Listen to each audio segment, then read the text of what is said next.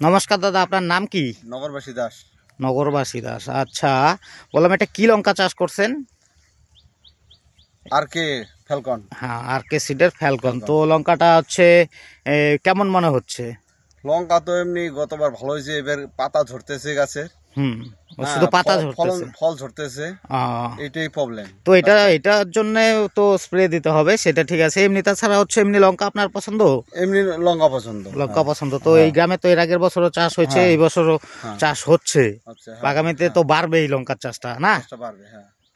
আচ্ছা আচ্ছা, লঙ্কা এমনি খুব সুন্দর। তো লঙ্কা সুন্দর, লঙ্কা এই যে লঙ্কা, মানে শুধু হচ্ছে পাতা ঝরে পড়তেছে, এটাই একটু প্রবলেম। ফলটা ঝরতেছে। তো এটার জন্য স্প্রে দিতে হবে। আমি ঠিক আছে, আমি বলে দিচ্ছি কি দিতে হবে, লিখে দিয়ে যাচ্ছি।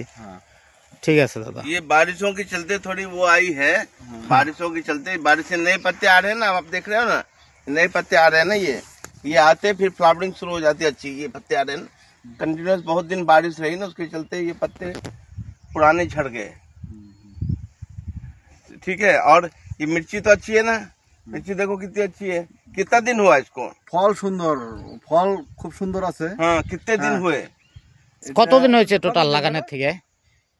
75-80 दिन ना बेशी?